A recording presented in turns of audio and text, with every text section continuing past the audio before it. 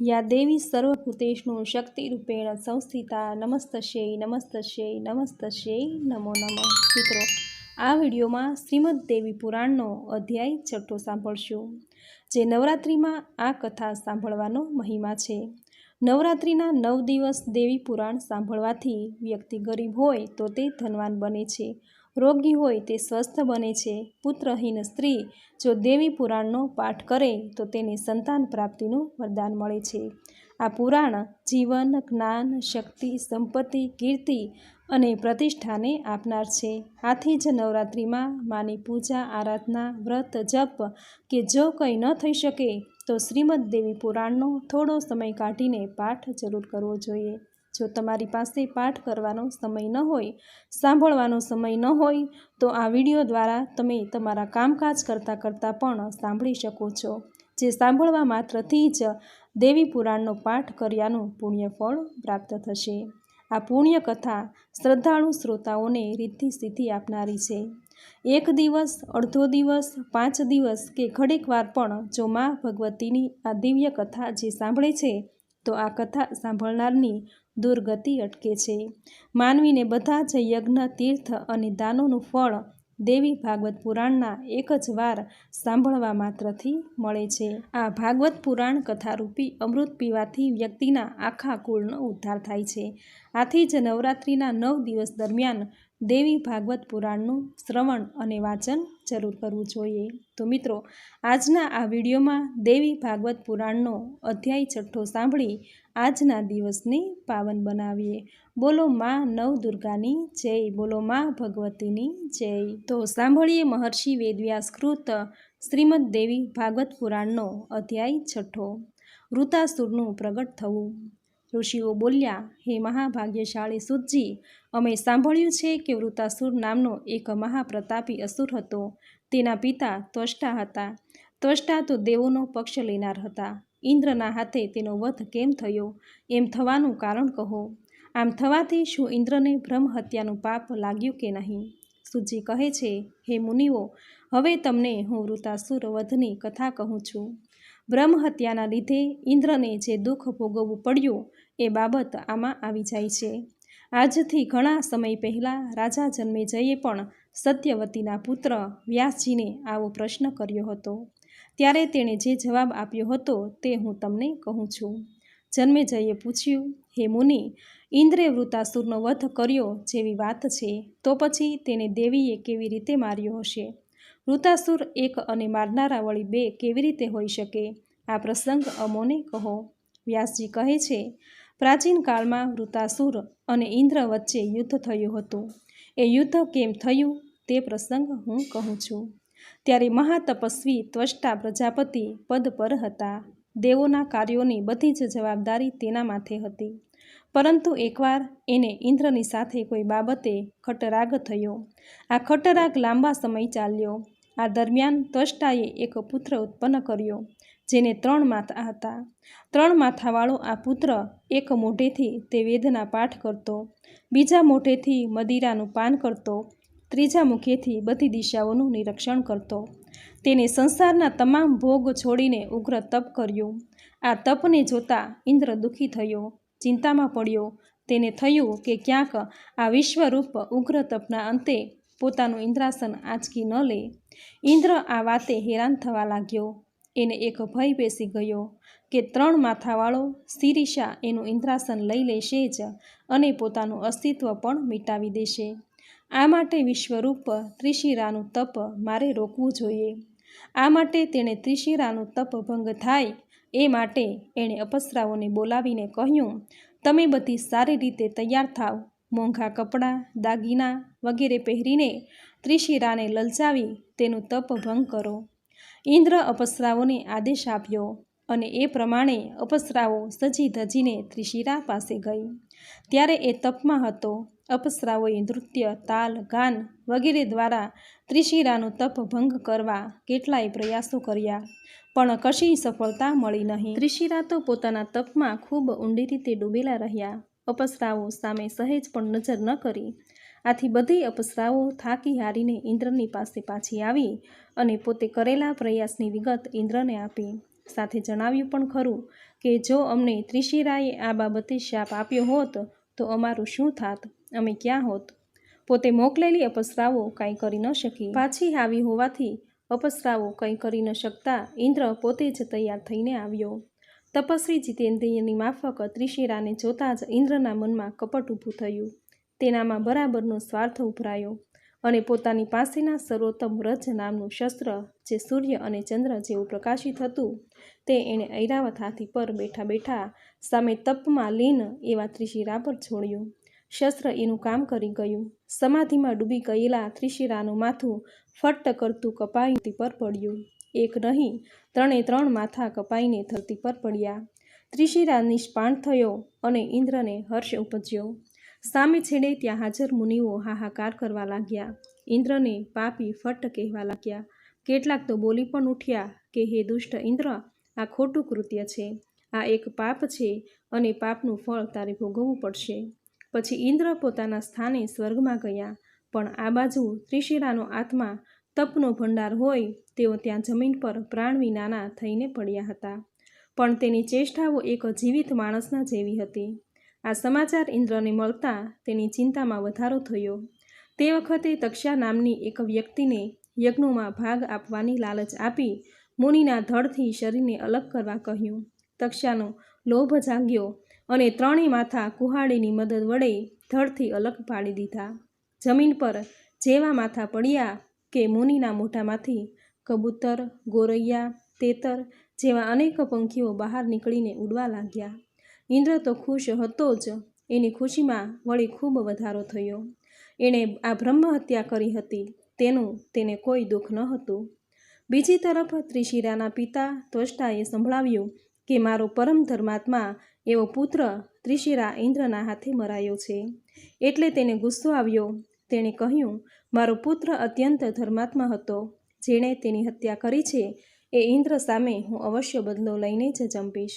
ઇન્દ્રનો વધ કરવા હું બીજો પુત્ર પેદા કરીશ. ત્યાં તો ત્વષ્ટાએ પુત્ર પેદા કરવા માટે અથર્વ વેદના મંત્રોની સાથે 8 રાત્રિઓ સુધી એક હવન કર્યો. અગ્નિની પ્રચંડ જ્વાળાઓ ધધૂકી અને એમાંથી એક પુરુષ અગ્નિ સમાન પ્રકાશવાળો પ્રગટ થયો. તેને જોઈને ત્વષ્ટાએ કહ્યું, ઇન્દ્રના વેરી તું મારી તપસ્યાના બળથી અત્યંત શક્તિશાળી બની જા અને અગ્નિમાંથી પેદા થયેલો એ પુત્ર આકાશ વડે એટલી ઊંચાઈ અને પર્વત જેવું શરીર બનાવી દીધું. આવું ભયાનક શરીરને જોતાં જ ત્વષ્ટા રાજી રાજી થયો. ત્યાં તો હવનકુંડમાંથી નીકળેલા એ પુત્રે કહ્યું, પિતાજી, આપ મને શું કરવાની આજ્ઞા આપો છો? આપ વળી આટલા ચિંતામાં કેમ છો? કોઈ કારણ હોય તો રજૂ કરો.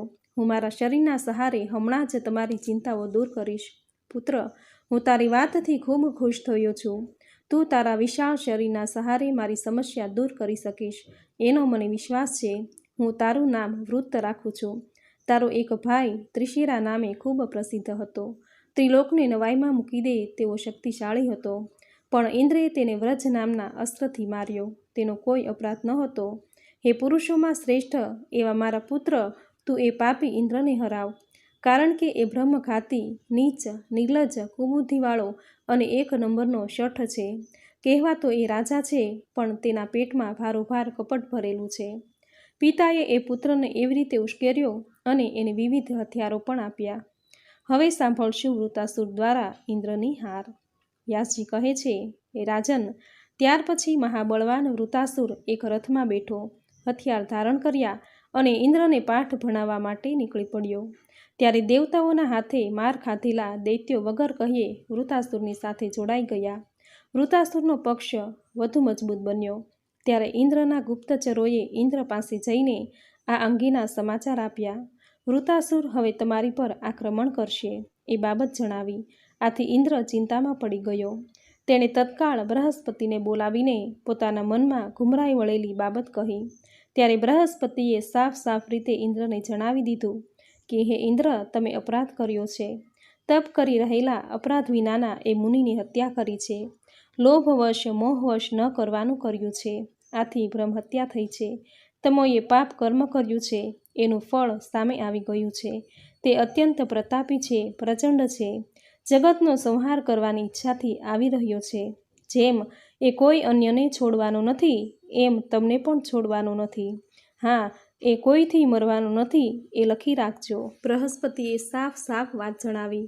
તો ઇન્દ્ર અન્ય દેવો જેવા વસુઓ, રુદ્રો, અશ્વની કુમારો અને આદિત્યોને પોતાના હથિયારોની સાથે આવવા માટે સાથ આપવા માટે જણાવ્યું. સૌ આવ્યા. ઇન્દ્ર રાજી રાજી થતાં પોતાના ભવનેથી ઐરાવત હાથી પર બેસીને યુદ્ધભૂમિ પર આવી ગયા. વૃતાસુર પણ પોતાના સાથી દૈત્યો સાથે માનસ પર્વતની ઉત્તર સીમાએ ખડકાઈ ગયો. ત્યાં તો યુદ્ધના મંડાણ થયા. એક તરફ ઇન્દ્ર, બીજી તરફ વૃતાસુર. આ યુદ્ધ 100 વર્ષ ચાલ્યું. ત્યારે વાયુગણ, અગ્નિ, યમ, ઇન્દ્ર વગેરે યુદ્ધભૂમિ છોડીને નાસી ગયા. તે જોઈને વૃતાસુર પણ પિતા ત્વષ્ટાની પાસે પાછો ગયો. પિતાજીને પ્રણામ કરીને બોલી ઉઠ્યો, પિતાજી, મેં તમે સૂચવેલું કાર્ય પૂર્ણ કર્યું. દેવો ભયભીત બનીને ભાગી ગયા છે. હે રાજન, વૃતાસુરના આ પરાક્રમથી ત્વષ્ટા અત્યંત રાજી રાજી થઈ ગયા. બોલ્યા કે બેટા, હું મારી જાતને સાચે પુત્રવાન સમજું છું. મારું જીવન તારા લીધે સફળ થઈ ગયું છે. હવે હું તારા હિતની વાત કરું છું. મહાભાગ, હવે તું સાવધાન થઈને સ્થિર બેસી તપ કર. તારો શત્રુ ઇન્દ્ર મહાકપટી છે. તપ દ્વારા જ પ્રાણીને બુદ્ધિ અને બળ મળે છે. તપ કરવાથી યુદ્ધમાં ફતેહ મળે છે. તેથી તું બ્રહ્માજીની આરાધના કરીને શ્રેષ્ઠ વરદાન મેળવવાનો પ્રયાસ કર. એ વરદાનથી તું ઇન્દ્રની સઘળી સત્તાનો અંત કરી શકીશ. એ બ્રહ્મઘાતી દુરાચારીને મારીશ એટલે મને શાંતિ મળશે. માટે તું બ્રહ્માજીને પ્રસન્ન કર, અમર બની જા. પિતાજીની આજ્ઞા લઈને વૃતાસુરે ગંધમાદન પર્વત પર જઈ જ્યાં પવિત્ર ગંગાજી વહે છે ત્યાં અન્ન જળનો ત્યાગ કરીને એક નિષ્ઠા રાખીને યોગ અભ્યાસ કરવા માંડ્યો. બ્રહ્માજી પ્રત્યે ઊંડી શ્રદ્ધા રાખી તપના દિવસો આગળ ને આગળ વધતા ગયા. બીજી તરફ આ બાબતની ઇન્દ્રને જાણ થઈ. એ ફફડી ઉઠ્યો. વૃતાસુરના તપમાં અડચણો ઊભી કરવાના પ્રયાસો કરવા માંડ્યો. પણ આ વખતે તેનો દાવ સફળ ન થયો. વૃતાસુરને એ ડગાવી શક્યો નહીં. હવે સાંભળશું વૃતાસુરનું તપ. વ્યાસજી આગળ બોલ્યા, હે રાજન, આજકાલ કરતાં વૃતાસુરને તપ કરતાં કરતાં 100 વર્ષ પૂરા થયા અને સામે છેડે બ્રહ્માજી રાજી રાજી થયા.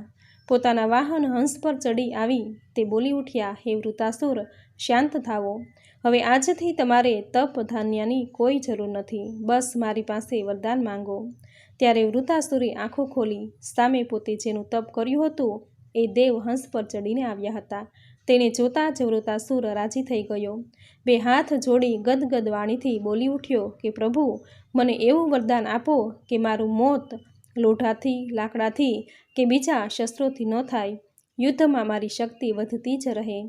ત્યારે વૃતાસુરે આવી માંગણી કરી અને બ્રહ્માજીએ એને વરદાનના રૂપમાં ધરી દીધી. વત્સ, તારી મનોકામના પૂર્ણ થશે, કહીને તેઓ પોતાના બ્રહ્મલોકમાં ચાલ્યા ગયા. બીજી તરફ વૃતાસુર નીચ સ્થાને આવી ગયો. પોતાના પિતાજી ત્વષ્ટાને બ્રહ્માજીએ આપેલા વરદાનની વાત કહી. ત્વષ્ટા ખૂબ રાજી થતા બોલ્યો, પુત્ર, તારું કલ્યાણ થાય. હવે તું મારા વેરી ઇન્દ્રને હરાવી પુત્રવધના લીધે થયેલા મારા સંતાપને તું દૂર કર. ઇન્દ્ર વગર ગુને મારા પુત્ર તિશિરાને મારી નાખ્યો છે. તું તેને ઉચિત દંડ આપ. રાજન ત્વષ્ટા પિતાની વાત સાંભળતા જ ગુસ્સાથી લાઈ લાઈ થઈ ગયો. વૃતાસુર રથ પર બેસીને એ જ ક્ષણે સેના સાથે નીકળી પડ્યો. એણે ગર્જના કરી એટલે ઇન્દ્રને જાણ થઈ ગઈ કે વૃતાસુર નામનો દાનવ પોતાની સાથે લડવા માટે આવી રહ્યો છે. તેણે ઇન્દ્રને પણ સેના તૈયાર કરી. યુદ્ધભૂમિમાં એક તરફ દેવો અને બીજી તરફ દાનવો. પણ ખરી લડાઈ તો ઇન્દ્ર અને વૃતાસુર વચ્ચે હતી. બંને જણા એકબીજા પર ભયંકર શસ્ત્રોનો પ્રહાર કરવા લાગ્યા. ત્યાં તો ઇન્દ્ર વૃતાસુરના હાથે ઝડપાઈ જતા દૈત્ય વૃતાસુરે ઇન્દ્રના વસ્ત્રો આભૂષણો ઉતારી અને પોતાના મોઢામાં મૂકી અને ગળી ગયો. આ તરફ દેવોને આ બાબતની જાણ થઈ. તેઓમાં આશ્ચર્ય અને દુઃખની લાગણી ફેલાઈ ગઈ. દેવરાજ ઇન્દ્રની આવી દશાના સમાચારથી બધા દેવો ગભરાઈ ગયા. બધા દેવો ઇન્દ્ર રાજાને વૃતાસુરની પકડમાંથી છોડાવવાનો પ્રયાસ કરવા લાગ્યા. તેણે બૃહસ્પતિની સંમતિથી શત્રુનો સંહાર કરી શકે તેવી બળવાન બગાસાનું સર્જન કર્યું અને અચાનક વૃતાસુરને બગાસો આવ્યો. એનું મોઢું ઉઘાડું થતાં જ ઇન્દ્ર પોતાના અંગો સંકેલીને બહાર આવી ગયા. ત્યારથી આ જગતમાં બગાસાની ઉત્પત્તિ થઈ. ત્યાર પછી કરી પાછું ફરી યુદ્ધ શરૂ થયું. દેવો અને દાનવો વચ્ચેનું આ યુદ્ધ 10,000 વર્ષ સુધી ચાલતું રહ્યું. યુદ્ધ દરમિયાન વૃતાસુરની શક્તિ એકદમ વધી ગઈ. સામે છેડે વળી પાછી ઇન્દ્રની હાર થઈ. તેના સમાચાર યુદ્ધભૂમિમાં ફરી વળતા દેવો ઉદાસ થઈ ગયા. મોટાભાગના તો યુદ્ધભૂમિમાંથી ભાગી જવાનું વલણ રાખ્યું. તેમાં ઇન્દ્ર પણ ખરા હતા. ત્યાં જ વૃતાસુરે સ્વર્ગમાં પગ માંડીને ઇન્દ્રની ગાદી પર પોતાનો અંકુશ કરી લીધો. વૃતાસુર સાથેના યુદ્ધમાં પછાડ ખાધા બાદ થાકી હારી બધા દેવો ભગવાન વિષ્ણુના શરણમાં જઈ ચડ્યા. ભગવાન વિષ્ણુ તેના આગમનનું કારણ જાણી જતાં બોલી ઉઠ્યા, હે શ્રેષ્ઠ દેવ, આ દૈત્યો બ્રહ્માજીનું ઉગ્ર તપ કરીને એક જબરજસ્ત વરદાન મેળવી લીધું છે. એ પ્રમાણે એ દુર્જય થયો છે. બ્રહ્માજીના વરદાનનો આ બધો પ્રભાવ છે. તેણે ઇન્દ્રના આસનનો કબજો મેળવી લીધો છે. આ એક અજેય શત્રુ છે. તેને મારવા માટે કોઈ કળ વાપરવી પડશે. સામ દામ દંડ ભેદથી જ એ મરશે. તેને કોઈ લાલચમાં લો. લાલચમાં એ આવશે એટલે આપોઆપ તક પ્રાપ્ત થશે. પછી તેને મારજો. ત્યાં તો ભગવાન વિષ્ણુએ ગંધર્વને એક આદેશ આપતા કહ્યું, હે ગંધર્વો, તમે હાલને હાલ વૃતાસુરની પાસે જાઓ. એની સાથે ચર્ચા વખાણ વાહ વાહ કરીને તેની મૈત્રી ઇન્દ્રની સાથે કરાવી દો. એ પછી દેવી ભગવતીની પાસે જાઓ અને મંગળમયી ભગવતી જગદંબાની પ્રાર્થનાથી ઇન્દ્ર એકલા જ શત્રુ એવા વૃતાસુરને મારી શકશે. કારણ કે ભગવતી મહામાયાના પ્રભાવથી વૃતાસુર મોહિત થઈ જશે અને તેને સહેલાઈથી મારી શકાશે. પરંતુ ભગવતી જગદંબા રાજી થાય તો જ આ બાબત શક્ય બને. ભગવાન વિષ્ણુએ હાજર રહેલા દેવગણ સમક્ષ આ બાબત રજૂ કરી. ત્યારે બધા દેવ સુમેરુગીરીના શિખર પર ગયા. એકાંતવાળા સ્થળે જપ તપ અને ધ્યાન શરૂ કર્યા, જે આ જગતના લોકોને ઈચ્છા પાર પાડે છે, સંહાર અને ઉત્પત્તિનું કારણ છે, જેની સેવા કરવાથી સંસારના સઘળા કલેશ દૂર થાય છે. એવા દેવી ભગવતી મહાદેવની પૂજા કરવા લાગ્યા. હે રાજન, આવી રીતે દેવો દ્વારા સ્તુતિ થતાં ભગવતી જગદંબા સુંદર રીતે પ્રગટ થયા. પોતાની સમક્ષ ઊભેલા દેવોને જોઈને તેણે પૂછ્યું, મને જણાવો, શી મુશ્કેલી છે? તમારી સામે વળી કઈ અડચણ આવી છે? દેવીએ પૂછ્યું. દેવો પગે લાગતા બોલી ઉઠ્યા, હે દેવી, દેવોને અત્યંત દુઃખ આપનારા પ્રબળ પ્રચંડ એવા વેરી વૃતાસુરને મોહિત કરવાની કોઈ વ્યવસ્થા કરો. તેની બુદ્ધિને એવી ભ્રમિત કરી નાખો કે એ દેવોમાં આંધળો વિશ્વાસ મૂકવા લાગે અને અમારી પાસેના શસ્ત્રોમાં એવી શક્તિ મૂકી દો એનાથી એની હાર થાય. દેવી કહે, એવું જ થશે. તમારે નિરાતે જાઓ. દેવી બોલ્યા અને અંતર ધ્યાન થઈ ગયા. સામે છેડે દેવો પાછા આવી અને વૃતાસુર સાથે મૈત્રીની તૈયારી કરવા લાગ્યા. હવે સાંભળશું વૃતાસુરનો વધ. વ્યાસજી કહે છે, હે રાજન, દેવી પાસેથી વરદાન મેળવીને બધા દેવો મુનિઓ વૃતાસુરની પાસે ગયા. કપટ દગાભરી વાતોથી એને મૈત્રી માટે મોહિત કરી નાખવા માટે ગયા. સૌ પાસે આવ્યા. વૃતાસુર એ બધાની સામે જોઈ રહ્યો. મૈત્રીની વાત જાણી પણ વૃતાસુરે મૈત્રી બાંધતા પૂર્વે પોતાની શરત હતી તે રજૂ કરી કે જુઓ, આપ મારી સાથે દોસ્તી બાંધવા આવ્યા છો તો ભલે, પણ હું સૂકા કે લીલા, અસ્ત્ર કે શસ્ત્રથી, પથ્થરથી, લાકડા કે લોખંડથી મરું એમ નથી. અરે, દિવસે કે રાત્રે પણ નહીં. મારી આ બાબતો પછી જ હું દોસ્તી બાંધીશ. ઇન્દ્રે વૃતાસુરની બધી વાતો માની લીધી. દોસ્તી બંધાણી. ઇન્દ્ર અને વૃતાસુર વચ્ચે બંને જણા નંદનવનમાં સાથે ફરવા જતા. ક્યારેક વળી ગંધમાદન પર્વત પર સમુદ્રના કિનારે એકાદ આંટો મારી આવતા. ભલે ઇન્દ્ર વૃતાસુરની સાથે મધ મીઠી વાતો કરતો, પણ એનો ઈરાદો પાક્કો હતો. એ ગમે તેમ કરીને વૃતાસુરને મારવા તો માંગતો જ હતો. એક દિવસ ઇન્દ્રે વૃતાસુરને સાગરના કિનારે જોયો. તે સમયે સંધ્યાકાળ ચાલતો હતો, એટલે ન રાત્રિ કે ન દિવસ. ત્યારે ઇન્દ્રે વિચાર્યું, આ યોગ્ય સમય છે અને શત્રુને મારવો જોઈએ. એટલું જ નહીં, એ નિર્જન સ્થાને એકલો છે, સેના એની સાથે નથી. આવી સરસ તકનો મારે ફાયદો લેવો જોઈએ. પરંતુ એ શત્રુને કઈ રીતે મારવો? એ તો અજેય છે. ઇન્દ્ર આમ વિચારતો હતો ત્યાં તેની નજર સમુદ્રના ફીણ ભણી ગઈ. તે ફીણ જાણે કોઈ પર્વતનો ટુકડો હોય તેવું લાગી રહ્યું હતું. ઇન્દ્રે વળી પાછો તર્ક લગાવ્યો, આ ફીણ સૂકું નથી અને લીલું પણ નથી, અને એટલે જ આ ફીણને શસ્ત્ર પણ ન કહેવાય. આમ વિચારીને ઇન્દ્રે સમુદ્રનું ફીણ હાથમાં લીધું.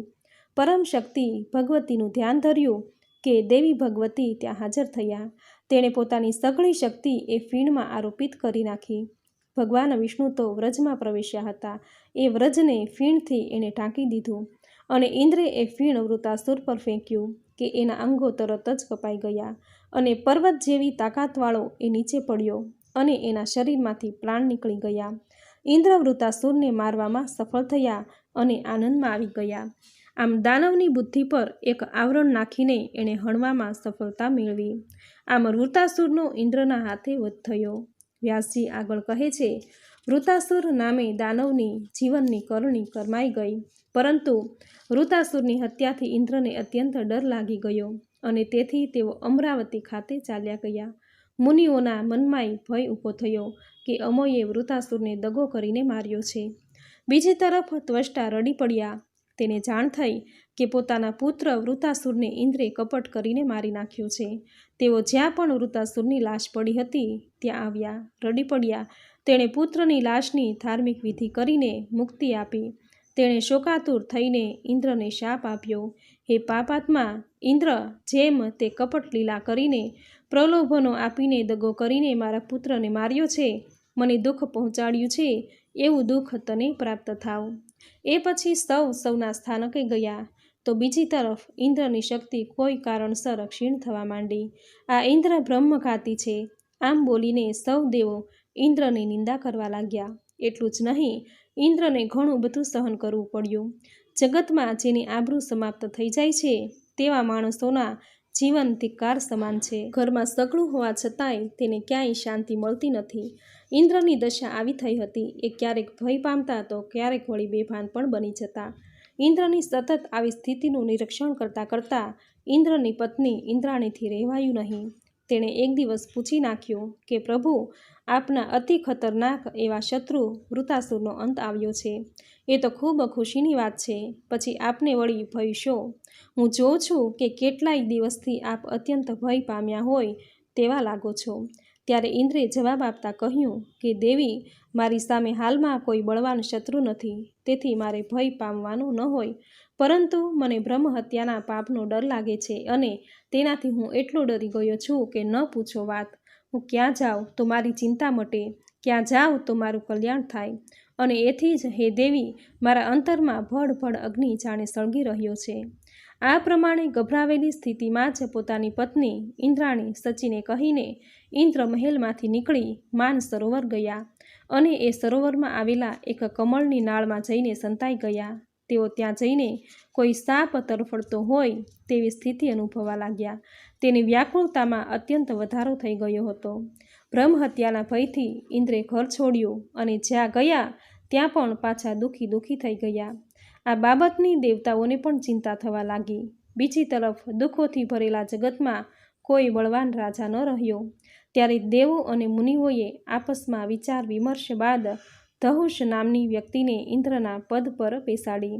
જોકે નહુષ ધર્માત્મા હતો છતાં તેને વળી ઇન્દ્રનું પદ મળતા મનમાં એક જાતની રાજસી વૃત્તિ પેદા થઈ. એક સમયની વાત છે, ત્યારે ઇન્દ્રની પત્ની સચીના ગુણોની જાતની વાતો સાંભળીને નહુષનું મન બગડ્યું. એને ઈચ્છા થઈ આવી. એ જાણીએ અજાણીએ ભાન ભૂલ્યો અને પછી ઋષિને જોઈને એણે સવાલ કર્યો કે ઇન્દ્રની પત્ની ઇન્દ્રાણીને મારી પાસે લાવો. હું હવે ઇન્દ્રની જગ્યાએ બેઠો છું, તેથી મારી સેવામાં સચીએ આવવું જોઈએ.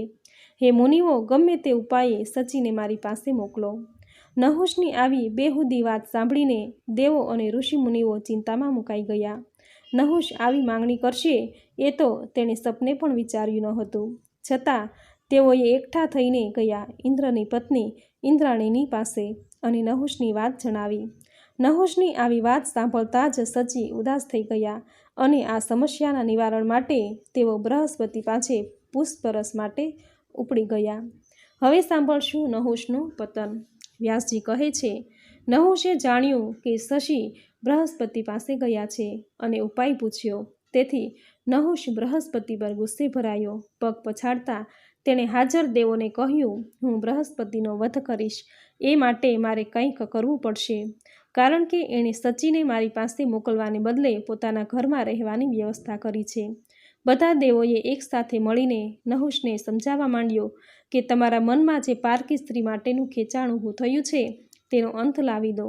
રાજા તરીકે કલ્યાણકારી વર્તન દાખવો, ઉત્તમ વર્તનનું આચરણ કરો. સચી પ્રત્યેના તમારા ભાવને બદલી દો.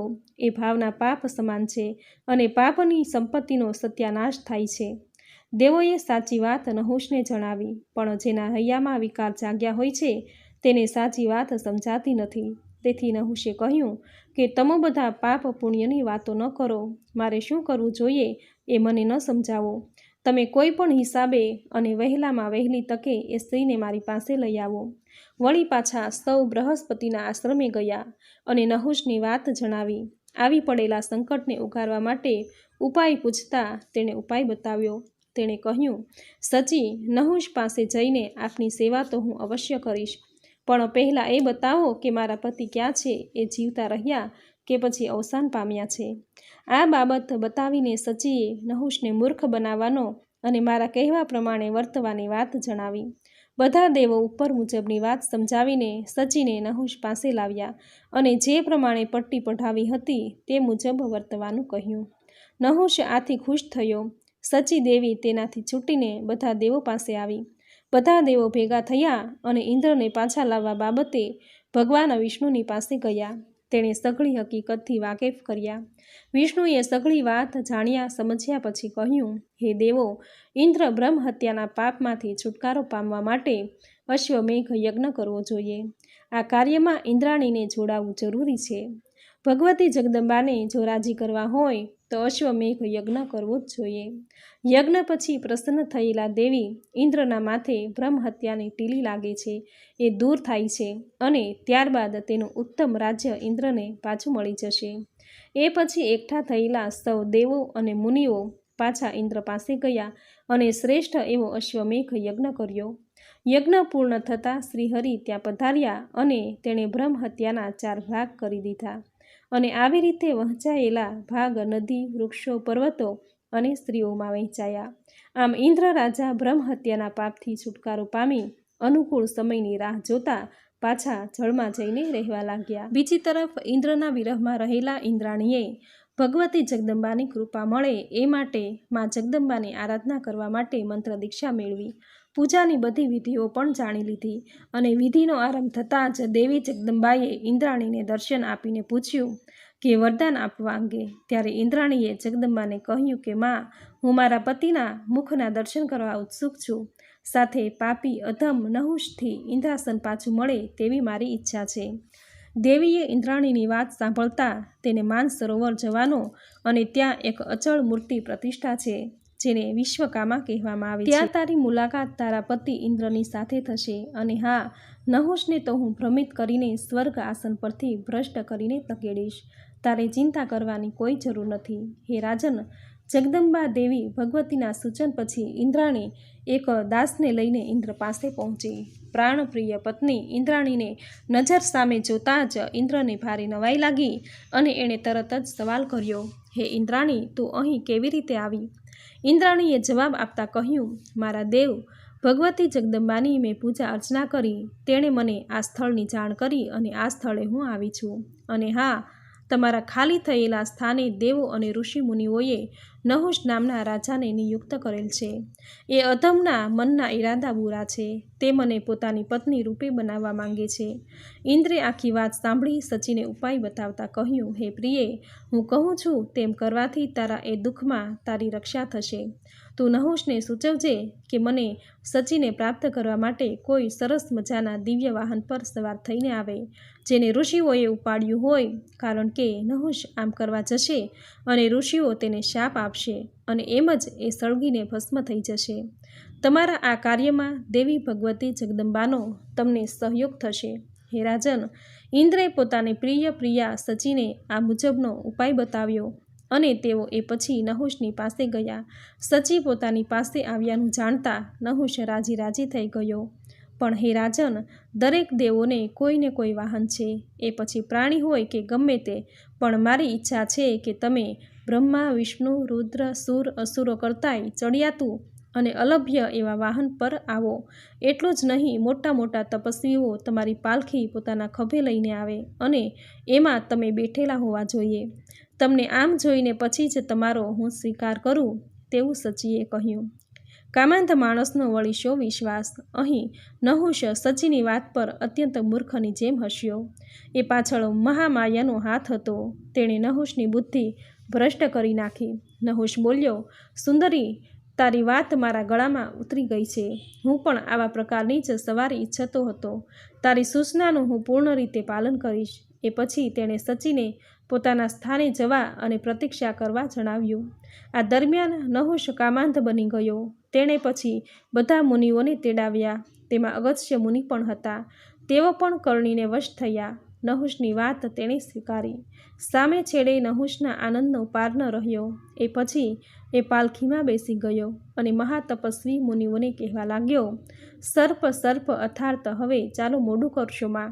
તેનામાં પૂર્ણ રીતે કામ ખળભળી ઉઠ્યો હતો અને ઉપર પાલખીમાં બેઠા બેઠા પગની એડી અગત્યજીને મારી. એટલું જ નહીં, તેની પીઠમાં વળી ચાબુક ફટકાર્યા.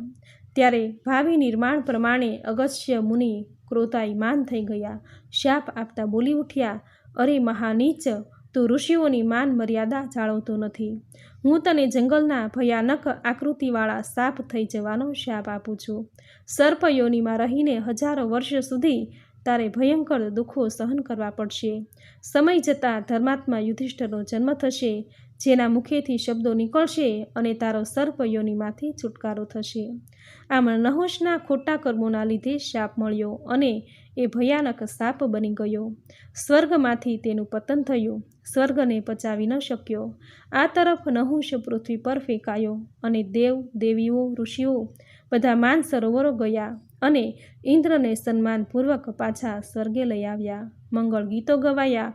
ઇન્દ્ર પણ પછી સચી સાથે સ્વર્ગનો પુનઃ રાજા બની ગયો. વ્યાસજી કહે છે, ઇન્દ્ર જેવા ઇન્દ્રને પણ ખૂબ દુઃખ સહન કરવા પડ્યા. જે ભગવતી જગદંબાની કૃપા થતાં પુનઃ સ્વર્ગનું રાજ્ય મળ્યું. માટે હે રાજન, મનુષ્ય જેવું કર્મ કરે છે એવું એનું ફળ હોય છે. સારાનું સારું અને ખોટાનું ખોટું ફળ એને ભોગવવું પડે છે.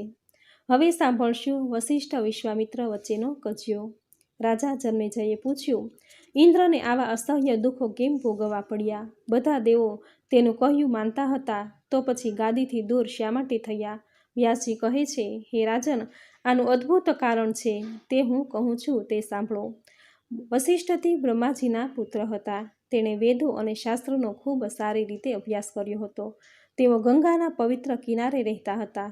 તોય દ્વેષના લીધે વિશ્વામિત્રની સાથે તેને ખટરાગ થઈ ગયો અને પછી એકમેકને ભયાનક શાપ આપી દીધા. તેમાંથી વળી બંને વચ્ચે યુદ્ધ પણ થયું. ત્યારે આ બંને શ્રેષ્ઠ મુનિઓ આપસમાં લડતા હોવાનું જાણતા જ બ્રહ્માજી અન્ય દેવો સાથે તેની લડાઈમાં આવી ગયા અને બંને ઝઘડતા હતા. તેને સમજાવીને શાંત કર્યા. બ્રહ્માજીએ પ્રેમની મીઠી વાતો રજૂ કરી અને એ જાણે માની ગયા, શાંત થઈ ગયા. જન્મેજય રાજાએ સવાલ કર્યો, મહાભાવ, વસિષ્ઠજી તો બ્રહ્માના પુત્ર કહેવાય છે.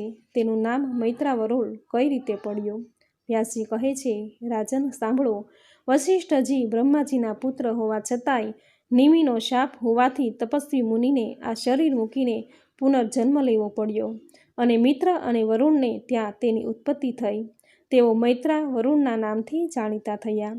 જન્મેજયે આગળ સવાલ પૂછ્યો, બ્રહ્માજીના પુત્ર વસિષ્ઠજી અત્યંત ધાર્મિક હતા, છતાં તેને નિમિ રાજાએ શા માટે શાપ આપ્યો? તેનું કારણ અમને જણાવો. વ્યાસજી કહે છે, ઈક્ષ્વાકુના કુળમાં પેદા થયેલા નિમિ નામના રાજાએ તેને શાપ આપ્યો છે. આ રાજા ખૂબ સુંદર, ગુણવાન, ધર્માત્મા, પ્રજાપ્રેમી અને સત્યવાદી છે. ગૌતમ મુનિના આશ્રમ પાસેના જયંતપુરમાં તેઓ રહેતા હતા. તેને એકવાર મોટી દક્ષિણાવાળો અને ઘણો લાંબો સમય ચાલે તેવો રાજસી યજ્ઞ કરવાની ઈચ્છા થઈ આવી અને એ પછી નિમિએ તેના પિતા ઈક્ષ્વાકુની આજ્ઞા લઈને મહાત્માના સૂચન મુજબ યજ્ઞ માટેની સામગ્રીઓ ભેગી કરવા માંડ્યા અને આ ઉપરાંત યજ્ઞમાં ભાગ લે તેવા પ્રખર પંડિતો, વિશેષજ્ઞો વગેરેને યજ્ઞ કાર્ય માટે આમંત્રણ આપ્યા. યજ્ઞની તૈયારી બધી પૂર્ણ થતાં ધર્માત્મા એવા નિમિ રાજાએ આરંભમાં વિશિષ્ટ ગુરુની પૂજા કરી અને પછી નમ્રતાપૂર્વક તેણે કહ્યું કે મુનિજી, હું યજ્ઞ કરવા જઈ રહ્યો છું.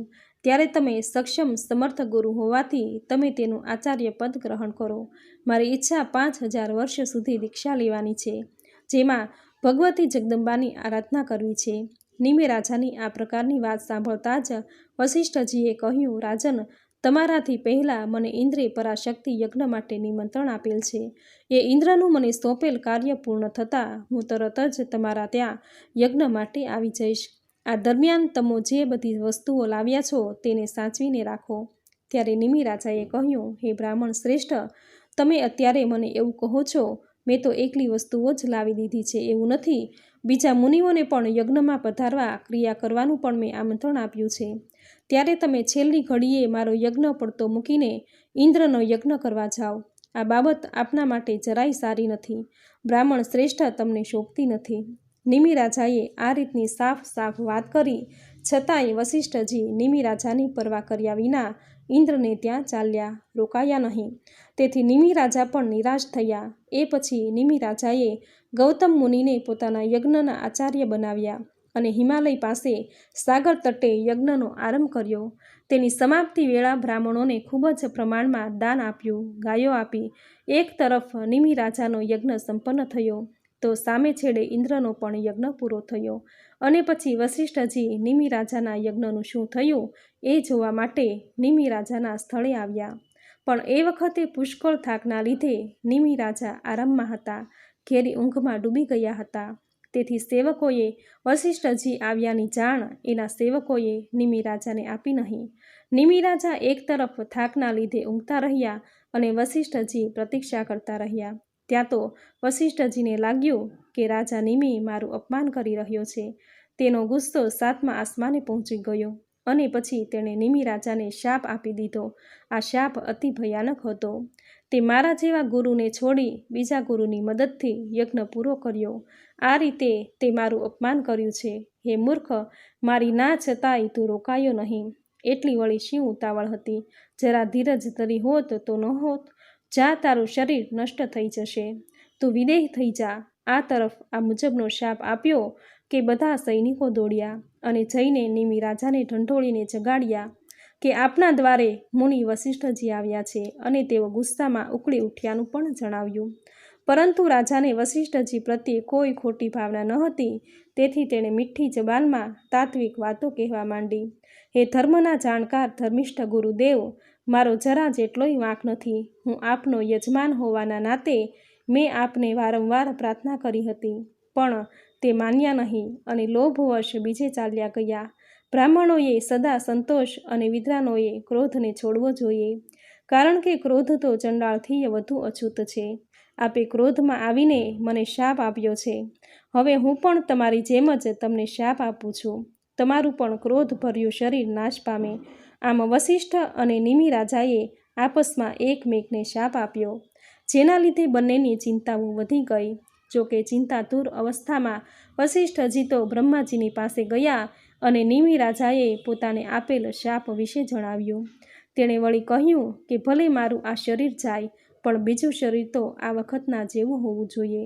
એટલે કે મને આ વખતે જેવું જ્ઞાન છે તેવું જ જ્ઞાન રહેવું જોઈએ. વસિષ્ઠજી વાત સાંભળીને બ્રહ્માજીએ તેના તે માનસપુત્રને કહ્યું કે મુનિ, તમે મિત્ર અને વરુણના તેજમાં દાખલ થઈને શાંત પડ્યા રહો. સમય આવતા તમે તેના થકી યોનિ વિના જ અવતાર પામશો અને અત્યારના જેવી જ બુદ્ધિ મળશે. વસિષ્ઠજી એ પછી પ્રસન્ન થયા. પ્રણામ અને પ્રદક્ષિણા કરી તેઓ વરુણના આશ્રમે ગયા.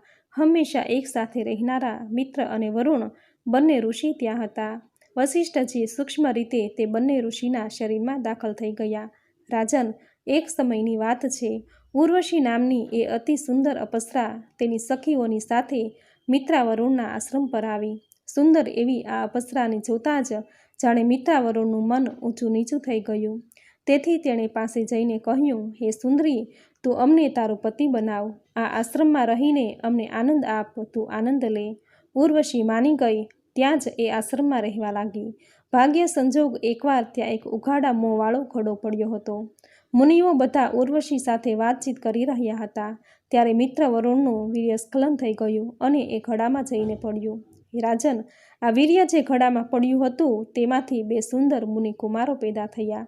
તેમાં પહેલાનું નામ અગસ્ત્ય અને બીજાનું નામ વસિષ્ઠ પડ્યું. મિત્રાવરુણના વીર્યથી પેદા થયેલા આ બંને મુનિકુમારો મહાન તપસ્વીઓ સાથે સાથે મુખ્ય એવા આગેવાન પણ કહેવાતા હતા. તેમાંય વળી મુનિ અગસ્ત્ય તો બાળપણમાં જ રમવા મસ્તી કરવાની વયે વનમાં તપ કરવા ગયા. જ્યારે બીજા પુત્ર વસિષ્ઠને ઈક્ષ્વાકુ વંશના પુરોહિત બનાવાયા, જેઓ ધાર્મિક ક્રિયા કરાવતા હતા.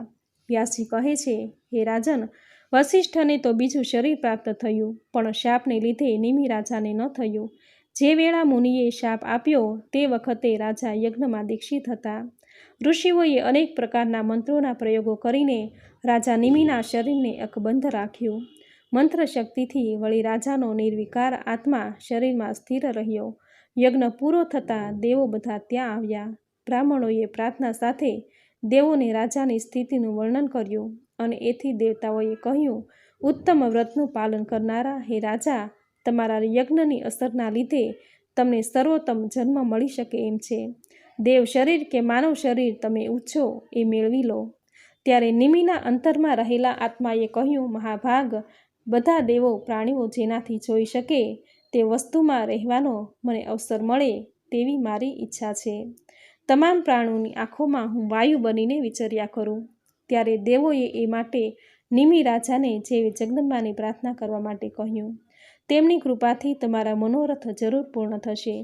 આ તરફ દેવોના સૂચનથી નિમિએ જગદંબાની પ્રાર્થના કરી અને જગદંબાએ દર્શન આપ્યા. નિમિ રાજાએ માતાને નમસ્કાર કર્યા અને બધા જ પ્રાણીઓના નેત્રોમાં રહેવાનો સુયોગ થાય એ મતલબનું વરદાન માંગ્યું. દેવી જગદંબા બોલ્યા, હે રાજન, તમને શુદ્ધ જ્ઞાન જરૂરથી મળશે. તમારા ઊંડા પ્રભાવને લીધે જ પ્રાણીઓની આંખોમાં પલકારો કરવાની શક્તિ રહેશે. તેથી માનવી, પશુ, પક્ષી બધા પલકારો લેનારા પ્રાણી કહેવાશે. એ પછી બધા મુનિઓએ નિમિતના સ્થૂળ દેહને ત્યાં મૂક્યો અને તેમાંથી કોઈ રાજકુમાર જન્મે એ આશયે શરીરમાં કાષ્ઠ મૂકીને મંત્રો બોલ્યા. મંથન કરીને હવન કર્યો અને આમ અરણી મંથન કરવાથી એક બાળક પેદા થયો. તે બાળક સર્વગુણ સંપન્ન હતો. અરણી મંથનથી ઉત્પન્ન થયેલો હોય એ બાળક મિથી અને પિતાના શરીરમાંથી પેદા થયેલો હોય જનક કહેવાયો. આ બેય નામે જગમાં પ્રખ્યાત થયો. આમ આ પ્રમાણે નિમિમાંથી જનક રાજાની ઉત્પત્તિ થઈ. તેણે ગંગા નદીના કિનારે મિથિલા નગરી વસાવી, જે કાળક્રમે ખૂબ પ્રસિદ્ધ થઈ. આ કુળમાં જે રાજાઓ થયા એ જનક નામે ઓળખાયા. આ પરમ જ્ઞાની રાજાઓને વિદેહ પણ કહે છે. નિમિ રાજાની આ ઉત્તમ કથા છે, જેના શાપને કારણે વિદેહ થઈ જવું પડ્યું. રાજા જન્મેજયે કહ્યું, ભગવાન વશિષ્ઠજી એક બ્રાહ્મણ હતા અને રાજાએ તેને પુરોહિત બનાવ્યા. પછી આ રાજાએ મુનિને શાપ શા માટે આપ્યો? નિમિ રાજા વશિષ્ઠજીને બ્રાહ્મણ અને ગુરુ સમજીને ક્ષમા પણ ન આપી શક્યા. વ્યાસજી કહે છે, હે રાજન, અતિ જીતેન્દ્રિય વ્યક્તિ માટે ક્ષમા ખૂબ જ દુર્લભ છે. વશિષ્ઠજી બ્રહ્માજીના પુત્ર અને મહાન તપસ્વી હતા, છતાં પણ તેઓ 3 ગુણોથી પર રહી શક્યા ન હતા. તો પછી પૃથ્વીના માણસોની વળી વાત શી કરવી? તેથી હે રાજન, કાર્યકારણના અહંકારથી જ ત્રિલોકની ઉત્પત્તિ થાય છે અને તેથી મનુષ્ય તેના 3 ગુણોથી મુક્ત રહે. વિદ્યા, તપ અને યોગ અભ્યાસ વિના કામ, ક્રોધ અને દુશ્મનોનો નાશ કરી શકાતો નથી. કામ, ક્રોધ અને વિકાર પેદા થવાનું મૂળ ક્ષેત્ર માનવીનું મન છે. મન જો અંકુશમાં હોય તો વિકાર પેદા થતા નથી. આ કારણે જ નિમિ રાજા વશિષ્ઠને ક્ષમા આપી શક્યા ન હતા. પૂર્વકાળમાં શુક્રાચાર્યે યયાતિ રાજાને વળી શાપ આપ્યો હતો કે તમો અબ ખડી ખરડા થઈ જાઓ. સામે છેડે રાજાએ એ શાપનો સ્વીકાર કરી લીધો અને ઘડપણને મંજૂર કર્યું. આવી રીતે જગતમાં કેટલાક રાજાઓ શાંત માનસ ધરાવતા હોય છે, તો કેટલાક વળી ઉગ્ર અને કઠોર પ્રકૃતિના હોય છે. બધાનો સ્વભાવ વળી એક સરખો હોતો નથી. તેથી અહીં કોઈને દોષ આપવા જેવો નથી. પુરાણ કાળમાં અને ભૃગવંશી બ્રાહ્મણો હય કુળના ક્ષત્રિયોના પુરોહિતો હતા. ક્રોધ આવેશમાં આવીને તે ક્ષત્રિયોએ કંઈ પણ વિચાર્યા વિના બ્રહ્મ હત્યાના પાપને અવગણીને ધનના લોભથી બધા બ્રાહ્મણોને મારી નાખ્યા. હવે સાંભળશું ભૃગુવંશી બ્રાહ્મણોનો ક્ષત્રિયો દ્વારા સંહાર. જન્મેજય રાજાએ પૂછ્યું, પિતામહ, જેણે બ્રહ્મ હત્યાની જરાય ચિંતા કર્યા વગર ભૃગુવંશી બ્રાહ્મણોની હત્યા કરી નાખી, વધ કરી નાખ્યા, તે ક્ષત્રિયોમાં બ્રાહ્મણો પ્રત્યે વેરભાવ કેમ પેદા થયો તે કહેવાની અમારી પર કૃપા કરો. આ પ્રકારના જન્મેજયના પ્રશ્નથી વ્યાસજી પ્રસન્ન થઈને કહેવા લાગ્યા. હય વંશમાં અતિ ધાર્મિક અને બળવાન એવા એક રાજા કાર્તવીર્ય નામે થઈ ગયા. તે રાજાને 1000 હાથ હોવાથી સહસ્ત્ર અર્જુન પણ કહેવાયા. તેણે દત્તાત્રેય પાસે મંત્ર દીક્ષા લીધી અને કેટલાક લોકો ભગવાન વિષ્ણુનો અવતાર કહેતા. આ રાજાએ અનેક યજ્ઞો કરી ભૃગુવંશી બ્રાહ્મણોને મોટા પ્રમાણમાં ધન દક્ષિણામાં આપ્યું. સહસ્ત્રાર્જુન અનેક વર્ષો સુધી પૃથ્વી પર રાજ્ય કર્યું. તેના મરણ બાદ હય વંશના અન્ય રાજાઓ એકદમ ગરીબ થઈ ગયા. એકવાર ક્ષત્રિયોને ધનની જરૂર પડી. તેઓ ધન અર્થે ભૃગુવંશી બ્રાહ્મણોની પાસે ગયા તેણે આજીજી સાથે ધન માંગ્યું, પરંતુ લોભી બ્રાહ્મણોએ એને રાતી પાઈ પણ આપી નહીં. આ હય વંશી ક્ષત્રિયો અમારી પાસેથી ધન ચૂંટવી લેશે તેવા ભયથી કેટલાક બ્રાહ્મણોએ ધનને જમીનમાં દાટી દીધું, કેટલાકે વળી અન્ય સ્થળે સંતાડી દીધું. આમ આવી રીતે લોભ કરતાં કરતાં એ બ્રાહ્મણોના વિચારો ખરાબ થઈ ગયા. તેમના યજમાનોની હાલત અત્યંત ખરાબ જોવા છતાંય કોઈએ ધન આપવાની પહેલ કરી નહીં. તેથી જે ઘણા હય વંશી ક્ષત્રિયો જે ધનના કારણે દુઃખી હતા, તેઓ ભૃગુવંશી બ્રાહ્મણોના આશ્રમ પર ગયા અને ત્યાં જઈને જોયું કે બ્રાહ્મણો તો આશ્રમ છોડીને ચાલ્યા ગયા છે. ત્યારે તે ક્ષત્રિયો જેને ધનની જરૂર હતી, તેઓ ત્યાંની જમીન ખોદવા માંડ્યા. ત્યારે એક વ્યક્તિ જે આ આશ્રમમાં દટાયેલું ધન જોઈ ગયો હતો, તેણે આ બધાને બતાવી દીધું. ધનની લાલસામાં, લોભમાં એ ક્ષત્રિયોએ અન્ય બ્રાહ્મણોના આશ્રમો પણ ખોદી નાખ્યા અને ત્યાંથી ધાર્યા કરતાં ખૂબ ધન મેળવ્યું. હવે એ સમયે જે બ્રાહ્મણો ત્યાં હતા, તેની પણ ક્ષત્રિયોએ બાણોને મારો ચલાવતા ત્યાંથી ભૃગુવંશી બ્રાહ્મણો નાસીને પર્વતની ગુફામાં ગયા. એ પછી હય વંશી ક્ષત્રિયો પર્વતોની ગુફા પર પણ પહોંચ્યા અને ભૃગુવંશનો સંહાર કરવા લાગ્યા. એ ક્ષત્રિયો ધન માટે બ્રાહ્મણોના હત્યારા બન્યા. તેના ભયાનક ત્રાસથી અનેક સ્ત્રીઓના ગર્ભ પડી ગયા અને એના લીધે એક પંખીની જેમ એ સ્ત્રીઓ ઊંડા વલોપાતો કરતી હતી. વ્યાસજી આગળ કહે છે, જ્યારે હય વંશી ક્ષત્રિયોનો ત્રાસ ભાર્ગવવંશી સ્ત્રીઓનો પણ વધી ગયો અને ત્યારે એ બધી ગભરાઈ ગઈ અને હિમાલય પર્વત પર ગઈ. ત્યાં એક નદી કિનારે માટીની મૂર્તિ બનાવી નિરાહાર રહીને ગૌરીની ઉપાસના કરી. ત્યારે દેવી ગૌરી ભૃગુવંશી સ્ત્રીઓના સપનમાં આવ્યા અને બોલી ઉઠ્યા કે તમારામાંથી કોઈ એક સ્ત્રીના સાથળમાંથી એક પુરુષ પેદા થશે. મારા અંશરૂપ એ પુરુષ તમારી સમસ્યાનો અંત લાવશે. ગૌરી પાર્વતી આટલું કહીને અદૃશ્ય થયા. ભૃગુવંશીની સ્ત્રીઓ જાગી. તેને ખૂબ આનંદ થયો. તેમાંની એક સ્ત્રીએ ગર્ભ ધારણ કર્યો, પરંતુ તેને બીક લાગતા તે ભાગી. પણ એક ક્ષત્રિયની નજર પડી જતાં તે પાછળ પડ્યા અને કહેવા લાગ્યા, એને પકડીને પૂરી કરી નાખો, કેમ કે તે ગર્ભવતી હોવા છતાં અહીંથી ભાગી રહી છે. આ શબ્દોની ગર્ભવતી સ્ત્રી સાંભળી ગઈ. ક્ષત્રિયોને જોઈને રડવા લાગી. એ સમયે ગર્ભમાં રહેલા બાળકને જાણ થઈ કે મારી મા રડી રહી છે અને તેની દશા ખૂબ જ દયાજનક છે. તેને કોઈ બચાવનાર અત્યારે રક્ષક પણ નથી. તેથી એ બાળકનો ક્રોધ જાણે સીમાડા વટાવી ગયો. ત્યારે એ બીજા સૂર્યની જેમ ચમકતો માતાના સાથળ ચીરીને બહાર આવ્યો. બાળકે એના તેજથી ચરબીએ ચઢેલા ક્ષત્રિયોનું તેજ ખેંચી લીધું અને પછી એ ક્ષત્રિયોની દશા જન્મથી આંધળા હોય તેવી થઈ ગઈ. ઠેર ઠેર એ બધા ભટકવા લાગ્યા. ત્યારે જેને ભાન થયું કે નક્કી પેલી બ્રાહ્મણ સ્ત્રીને આપણે હેરાન કરી, તેનું ફળ આપણે ભોગવી રહ્યા છીએ. એ સ્ત્રી જરૂરથી કોઈ સતી હોવી જોઈએ. આવો શુભ અને સાચો સારો વિચાર આવતા આંધળા અને નિરાશ્રિત થઈ ગયેલા હય વંશના બધા ક્ષત્રિયો પતિવ્રતા બ્રાહ્મણ સ્ત્રીના શરણમાં પહોંચ્યા અને હાથ જોડીને કહેવા લાગ્યા, હે માતે, અમારાથી ભૂલ થઈ ગઈ છે, અમને માફી આપો. આજથી અમે હવે કદી પણ આવા કૃત્યો નહીં કરીએ. હવેથી અમે તમારા વંશ પર શત્રુતા નહીં રાખીએ. ત્યારે એ બ્રાહ્મણ સ્ત્રીએ કહ્યું કે ક્ષત્રિયો, તમારી દ્રષ્ટિ મારી સાથળમાંથી પ્રગટ થયેલા બાળકે હરી લીધી છે. જ્યારે તમે અમારા ભૃગુવંશના નિર્દોષ લોકોને મારતા હતા, ત્યારે આ બાળકે મારામાં પ્રવેશ કર્યો હતો. તે 100 વર્ષથી મારા ગર્ભમાં છે. તેણે 4 વેદ અને 6 શાસ્ત્રોનો અભ્યાસ પૂર્ણ કરેલ છે. આ બાળક ભગવતી જગદંબાની કૃપાથી મળેલ છે. તેથી તમે આ બાળકની પ્રાર્થના કરો. જો એ પ્રસન્ન થશે એટલે તમને તમારી આંખોની જ્યોતિ પાછી મળશે. બ્રાહ્મણ સ્ત્રીની આ મુજબની સાચી વાત સાંભળીને હય ક્ષત્રિયો તે બાળકના ચરણ કમળમાં માથું ઝુકાવીને પ્રાર્થના કરવા લાગ્યા. મુનિકુમારે રાજી થઈને એ તમામ આંધળા ક્ષત્રિયોને કહ્યું કે રાજાઓ, હવે તમે તમારા ઘેર આનંદ મંગળમાં જાઓ. વિધિએ જે લખ્યું છે એ તો થઈને રહેશે, એ ટળવાનું નથી.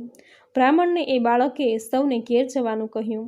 બધા બ્રાહ્મણ ઘેર ગયા અને તેને જ્યોતિ મળી. હે રાજન, હવે હું તમને હયયોની ઉત્પત્તિનો ઇતિહાસ કહું છું, તે સાંભળો. એકવાર ભગવાન વિષ્ણુએ લીલા માત્રથી લક્ષ્મીજીને ઘોડી બનવાનો શાપ આપી દીધો. ભગવાનની દરેક લીલામાં એક રહસ્ય રહેલું છે, જે માત્ર ભગવાન જ જાણે છે. વિષ્ણુએ આ રીતનું પગલું ભર્યું અને મા લક્ષ્મીને ખૂબ દુઃખ થયું, પણ તેઓ પ્રણામ કરી આજ્ઞા લઈ પૃથ્વી પર જવા નીકળી ગયા. પૂર્વકાળમાં સૂર્યના પત્નીએ ખૂબ ઉગ્ર તપ કર્યું હતું. તેને ત્યાં દેવી લક્ષ્મી ઘોડી સ્વરૂપે રહેવા લાગ્યા. ત્યાં રહીને ભગવતી લક્ષ્મી શંકરનું ખૂબ ધ્યાન ધરવા લાગ્યા અને 1000 વર્ષના તપ બાદ ભગવાન શંકર ત્રિનેત્રોવાળા રાજી થયા અને તેણે લક્ષ્મીને સાક્ષાત દર્શન આપ્યા. ભગવાન શંકર તેના ગણ સાથે હતા. તેણે કહ્યું, હે સિંધુ સુતા, આવા દેવેશ્વર શ્રીહરિને છોડીને મારા જેવાની આરાધના શા માટે કરો છો?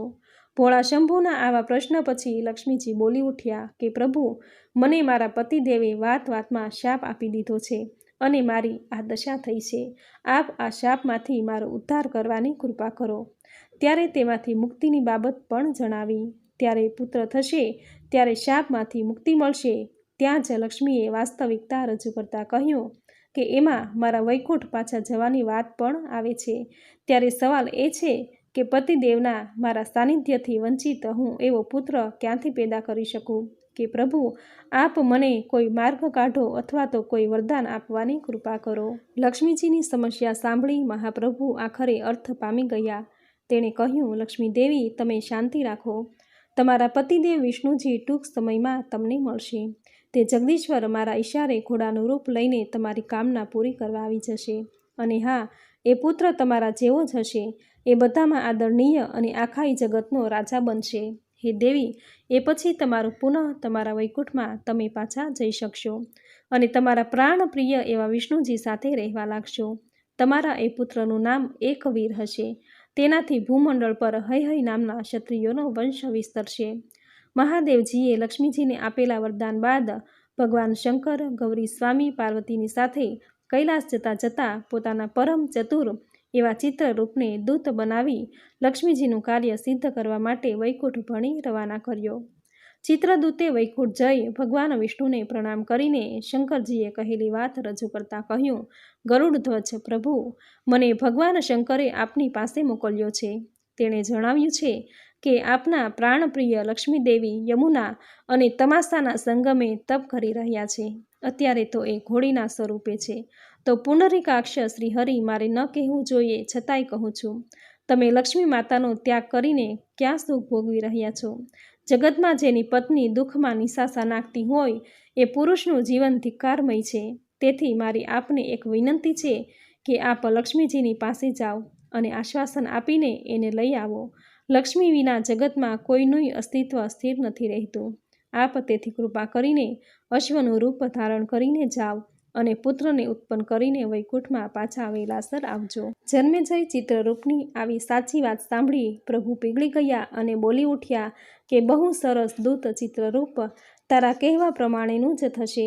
ચિત્રરૂપ આમ દૂર ગયો કે ભગવાન વિષ્ણુએ સરસ એવા ઘોડાનું રૂપ લીધું અને વૈકુંઠમાંથી નીકળીને જ્યાં મા લક્ષ્મી ઘોડીના રૂપમાં યમુના અને તમસા નદીના કિનારે સંગમ પર લક્ષ્મીજી તપ કરી રહ્યા હતા ત્યાં પહોંચી ગયા. ઘોડી રૂપે લક્ષ્મીજી વિષ્ણુને ઘોડા રૂપે ઓળખી ગયા અને પછી બંનેનું અરસપરસ મિલન થયું. ઘોડીના સ્વરૂપે જ લક્ષ્મીજી સગર્ભા બન્યા. અદ્ભુત અને ગુણવાન પુત્રને એણે જન્મ આપ્યો. એટલે ભગવાન વિષ્ણુએ કહ્યું કે દેવી, હવે આ વાત છોડી અને પહેલાં જેવા સુંદર દેહ ધારણ કરી લો.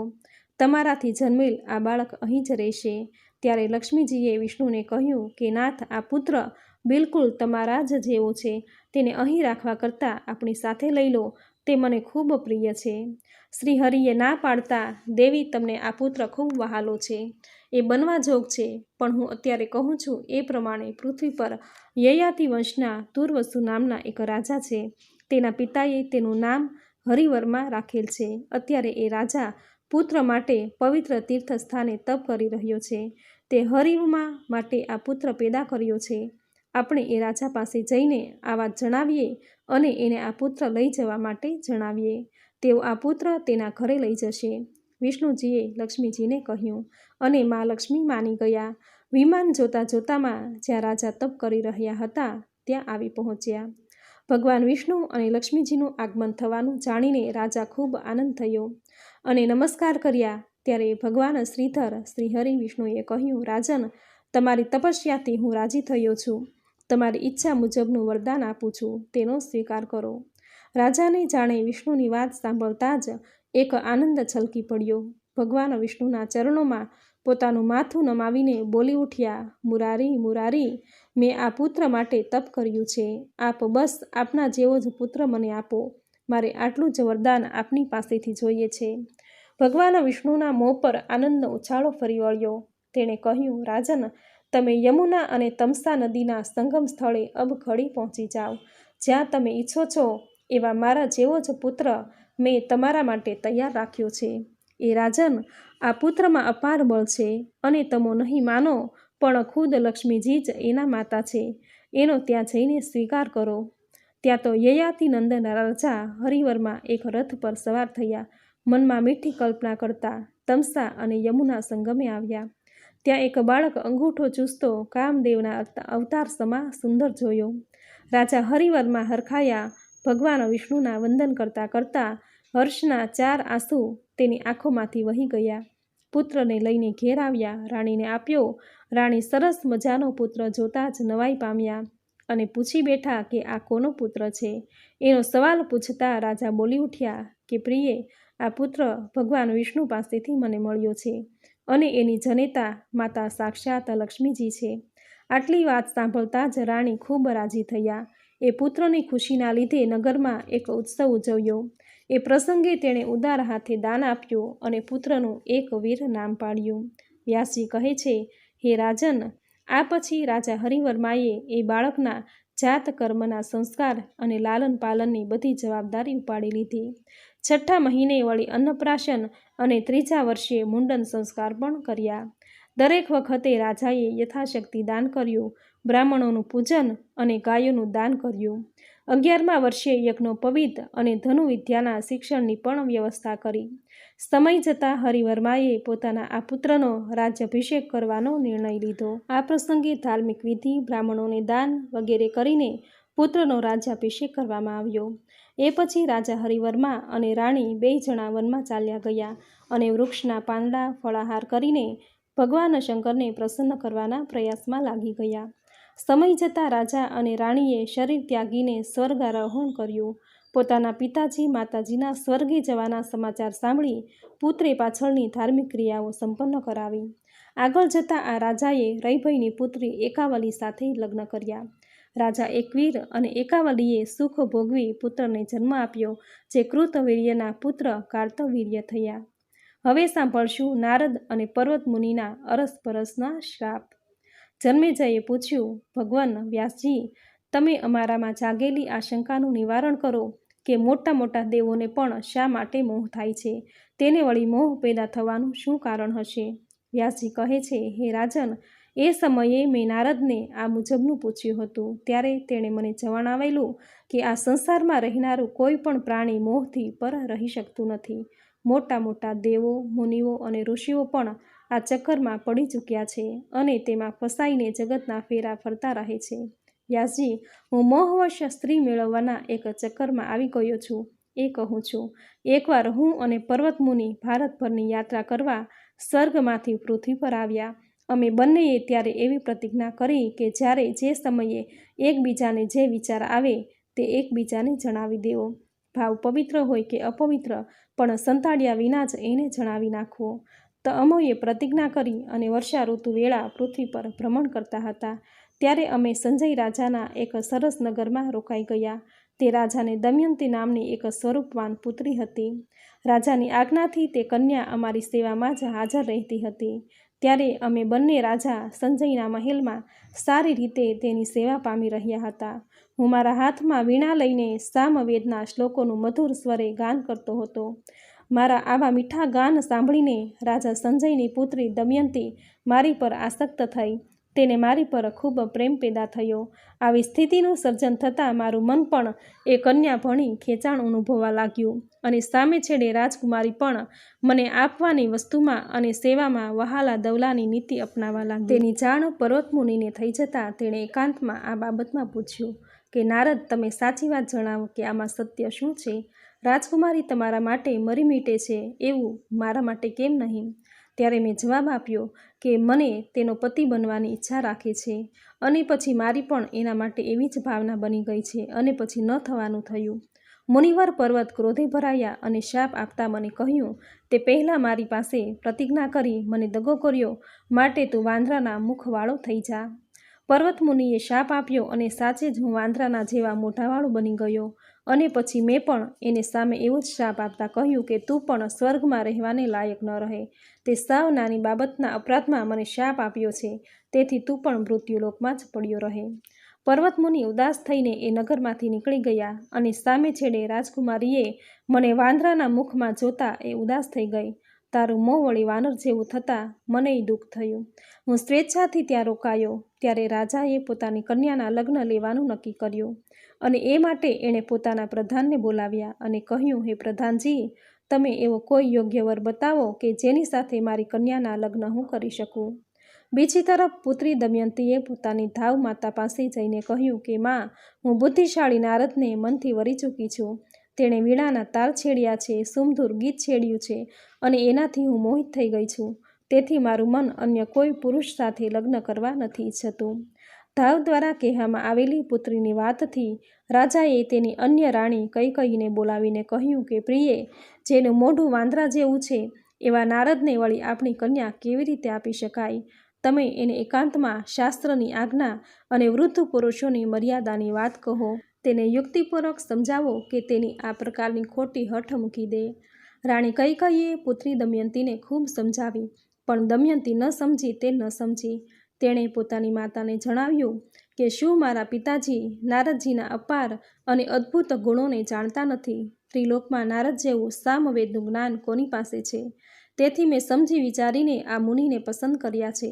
વાંદરા જેવું એનું મુખ હમણાં હાલનું પરિણામ છે અને આવું મુખ થવાની પાછળ શાપ રહેલો છે અને એને મારા લીધે જ મળ્યો છે. પુત્રીની વાત રાજા અને રાણીએ જાણી અને એના વિવાહ સમય થતાં શુભ ચોઘડિયામાં નારદની સાથે સંપન્ન થયા. આ પછી લગ્ન થતાં જ નારદ ત્યાં રહેવા લાગ્યા. પણ રાજકુમારી દમયંતી જ્યારે મારી સેવા માટે મારી પાસે આવતી ત્યારે એ સદાય દુઃખી જણાતી. આમ સમય પસાર થતો હતો. એક દિવસ પર્વત મુનિ અમારા ઘેર પધાર્યા અને મને દમયંતીને એક સાથે જોઈ એમને ખૂબ દુઃખ થયું, કારણ કે મારી સ્થિતિ દયાપાત્ર હતી. હું પર્વત મુનિનો મામો થતો હતો અને મામાને આ રીતે દુઃખી જોઈને તેણે કહ્યું, હે મુનિ નારદ, તમને ક્રોધમાં આવીને શાપ આપી દીધો, પણ આજથી તમને એ શાપમાંથી મુક્તિ આપું છું. તમે મારા પુણ્યના પ્રભાવથી ફરી પાછા હતા તેવા રૂપાળા થઈ જાઓ. મુનિવર પર્વતની વાત સાંભળીને મારું મન પણ નમ્રતા અને કૃતજ્ઞતા વડે છલકાઈ ગયું. મેં પણ મારો શાપ હતો એને પાછો ખેંચી લીધો અને આપેલો શાપ પાછો ખેંચતા હું ફરીવાર રૂપાળો બની ગયો. તેથી રાજકુમારીને ભારે આનંદ થયો. પોતાના જમાઈ હવે એકદમ સરસ બની ગયા છે. આ વાત રાણી કૈકેયીએ રાજાને કહી અને પછી સઘળે આનંદ ફેલાઈ ગયો. હવે સાંભળશું નારદ મુનિ સ્ત્રી રૂપે. નારદજી કહે છે, હે મુનિવર, એકવાર અદ્ભુત કર્મ કરનારા ભગવાન વિષ્ણુના દર્શનની મને ઈચ્છા થતાં જ હું સ્વર્ગમાંથી નીકળી પડ્યો. મનોહર વીણા વગાડતો મનોહર શ્વેત દ્વીપમાં જઈને ઊભો. ત્યાં મને વિષ્ણુજી અને દેવી લક્ષ્મીના દર્શન થયા. પરંતુ મને જોતાં જ લક્ષ્મીજી વિષ્ણુજી પાસેથી ખસીને ક્યાંક ચાલ્યા ગયા. મેં જોયું, મને નવાઈ લાગી. મનમાં પ્રશ્ન ઊભો થયો કે આવું કેમ? તેથી મેં ભગવાન વિષ્ણુને આ અંગે સવાલ પૂછ્યો કે પ્રભુ, આવું કેમ? મને જોઈને દેવી લક્ષ્મીજી તમારા પાસેથી શા માટે ચાલ્યા ગયા? હે હરિહર, હું એક તપસ્વી છું અને મારી તમામ ઇન્દ્રિયો મારા અંકુશમાં છે. મેં ક્રોધ પર અંકુશ મેળવ્યો છે અને માયારૂપી વળગણ મારી સમીપ ફરકી શકે તેમ નથી. મારા શબ્દોમાં વળી ભારોભાર અહંકાર ટપકતો હતો. તેથી ભગવાન વિષ્ણુ હસ્યા. તેણે કહ્યું, નારદ, હું પણ માયા પર વિજય મેળવી ચૂક્યો છું. મારી આગળ વાત કરી તે કહી, પણ હવે કોઈની સાથે આગળ આવી વાત કરવી નહીં, કારણ કે શનકાદિક જેવા મુનિઓ પણ માયાને જીતી શક્યા નથી. ત્યારે તમારી કે અન્ય કોઈની વળી તાકાત કેટલી? કામ પણ માયાનું જ એક રૂપ છે. કામ વાસના તો વળી ધર્માત્મા પુરુષના મનમાં જીવનમાં ક્ષોભ અને વ્યાકુળતા પેદા કરે છે. નારદજીએ રમાપતિને ત્યારે સવાલ કર્યો કે પ્રભુ, માયાનું સ્વરૂપ કહો, એની આકૃતિ અને શક્તિનું માપ કહો, રૂપ કહો, એ ક્યાં રહે છે, એ કોના આધારે રહે છે એ જણાવો. મારે એને જોવાની જાણવાની ખૂબ ઈચ્છા છે. પ્રભુ હસ્યા, બોલ્યા, નારદ, તારી ઈચ્છાને હું પાર પાડીશ. તારે જોવી હોય તો મારા ગરુડની પાછળ સ્થાન લઈ લે. હું તને એ દર્શાવું કે માયા એ શું વસ્તુ છે. નારદજી બેઠા અને ગરુડ ઉડ્યું. થોડી વારમાં ભગવાન અને નારદ 2 જણા કનોજ નગરમાં આવ્યા, જે કાન્યકુબ્જના નામે ઓળખાતું હતું.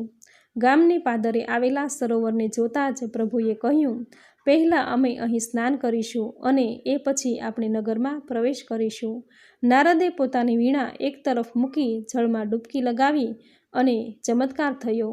ત્યારે ભગવાને નારદજીની વીણા અને મૃગચર્મ પોતાની પાસે લઈ લીધા. હું જળમાંથી બહાર નીકળ્યો, પુરુષમાંથી સ્વરૂપવાન સ્ત્રી બની ગઈ અને ભગવાન વિષ્ણુ વીણા તથા મૃગચર્મ લઈને આકાશ ભણી જઈ રહ્યા હતા. હું એ વખતે પુરુષમાંથી સ્ત્રી બન્યો અને સરસ મજાના વસ્ત્રો તથા આભૂષણો પહેરીને આમ તેમ ટહેલવા લાગ્યો. એટલું જ નહીં, એક ક્ષણે મારા પૂર્વે શરીરની સ્મૃતિઓ ચાલી ગઈ હતી. હું સરોવર કિનારે સમય પસાર કરતો હતો, ત્યારે દેખાવે કામદેવ એવા જ તાલધ્વજ નામના રાજા આવી ગયા. પાસે આવીને એણે મને પૂછ્યું, હે કલ્યાણી, તું કોણ છે? કયા દેવનો તું પુત્ર છે? તારા મનમાં શું વિચાર ચાલી રહ્યો છે?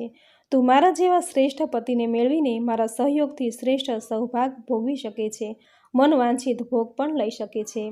ત્યારે નારદજી કહે છે, હે રાજન, તમે ધર્માત્મા પુરુષ છો. હું આપને આધીન છું. મારે કોઈ નથી, ન માતા ન પિતા, વળી રહેવા માટે કોઈ વ્યવસ્થિત સ્થાન સ્થળ પણ નથી. મારા શબ્દોની જાણે એક અસર થઈ તે રાજા ત્વાલધજે એક પાલખી મંગાવી. મને એમાં બેસવા કહેતા મેં તેમ કર્યું અને હું ઉપડી એમને ઘેર પહોંચી. શુભ મુહૂર્તે એણે મારી સાથે અગ્નિની સાક્ષી માની લગ્ન કર્યા. મારું એક નામ આપ્યું, સૌભાગ્ય સુંદરી. એ પછી એ તાલધ્વજ રાજા એના રાજ્યનો સઘળો કારભાર છોડીને બધોય સમય મારી સાથે ક્રીડા કરવામાં ગાળવા લાગ્યો. હું પણ રાજાના પ્રેમ બંધનમાં સંપૂર્ણ રીતે બંધાઈ ચૂકી. આવી કામ ક્રીડામાં આજકાલ કરતાં 12 જેટલા વર્ષ પસાર થવા આવ્યા. મેં રાજાના સંપર્કમાં રહીને 12 જેટલા પુત્રોને જન્મ આપ્યો. હું બાળકોના લાલન પાલનમાં જ પરોવાયેલી રહી. સમય થતાં બાળકોના લગ્ન સંપન્ન કરવામાં આવ્યા અને પછી ઘરમાં વહુઓ આવી. એને વળી પાછા પુત્રો થયા. વહુઓ, બાળકો, એનું લાલન પાલન અને અનેક નાની મોટી ભાજંગળો ચાલી. સામાન્ય રીતે આવી જ્યારે પરિસ્થિતિ હોય ત્યારે માણસ ઘણું બધું ભૂલી જતો હોય છે. નારદજીની આ દશા થઈ. પૂર્વ શરીરની જે યાદો હતી એ ભૂલાઈ ગઈ. મગજમાં જે શાસ્ત્રોનું જ્ઞાન હતું એ વિખેરાઈ ગયું. સામે છેડે મનમાં માયા ખદબદતી હોય સતત લાગ્યા કરતું હતું કે હું શ્રેષ્ઠ આચરણવાળી એક પતિવ્રતા સ્ત્રી છું, રાણી છું, અનેક પુત્રોની માતા અને સંસારમાં વળી મારું જીવન ધન્ય કહી શકું એમ છું. એક સારા સમયમાં એકવાર ઓટ આવી ગઈ.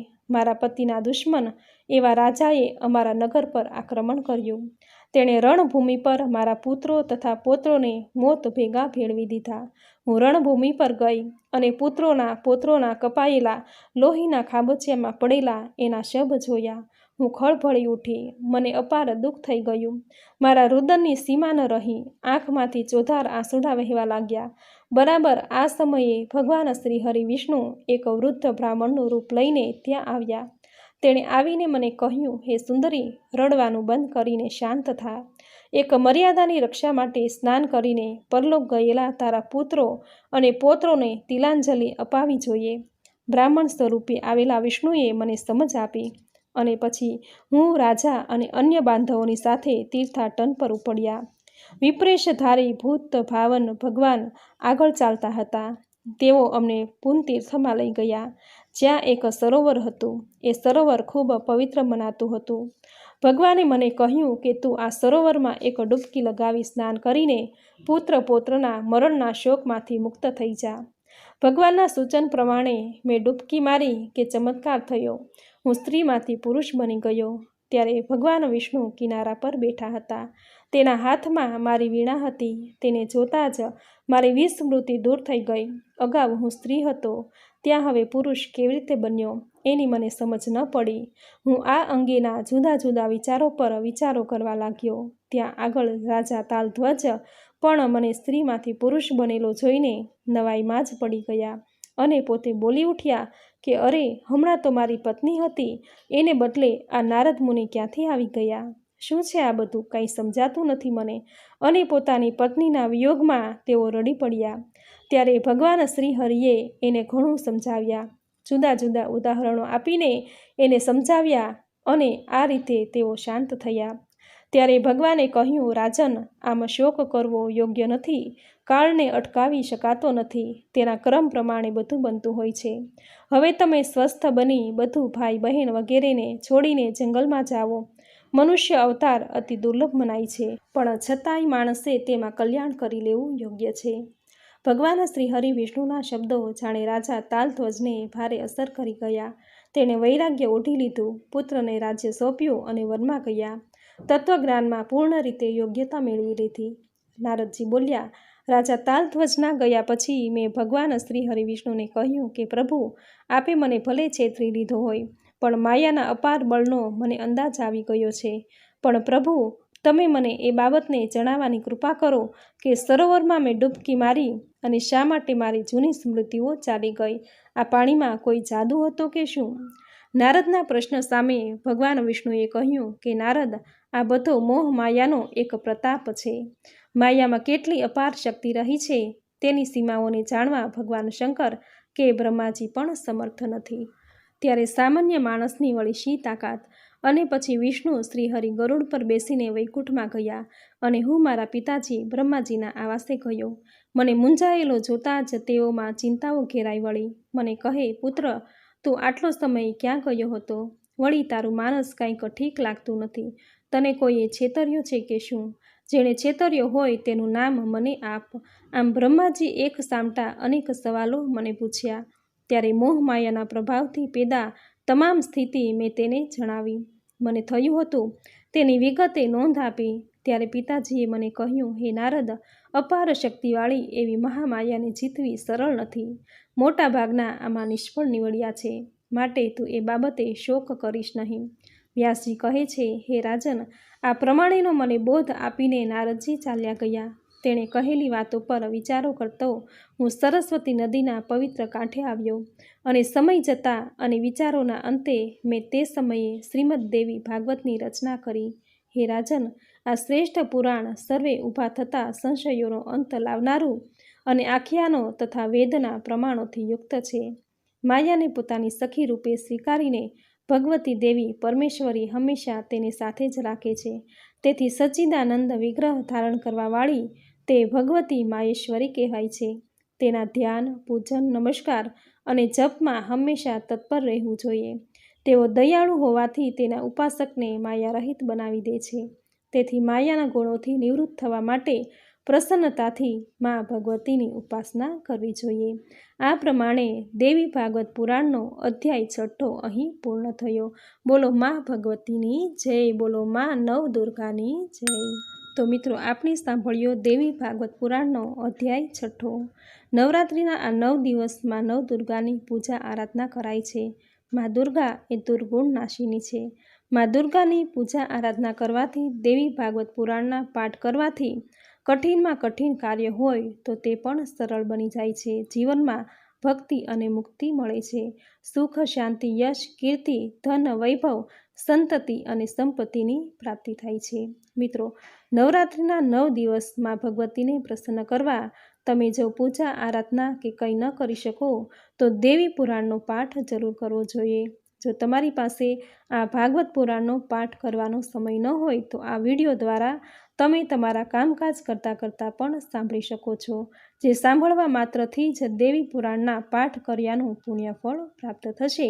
તમારા દરેક કાર્યોમાં સફળતા પ્રાપ્ત થશે. મિત્રો, આ વિડીયોમાં દેવી પુરાણનો અધ્યાય 6 તમે પૂરી શ્રદ્ધાથી અંત સુધી એકચિત્ત થઈને સાંભળ્યો.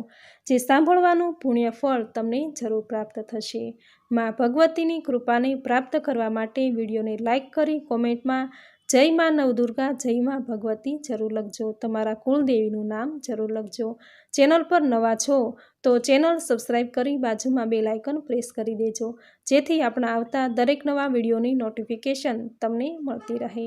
તો ફરી મળીશું આવી જ નવી ધાર્મિક માહિતી, નવી ધાર્મિક કથા સાથે. ત્યાં સુધી આપ સૌને મારા જય શ્રી કૃષ્ણ.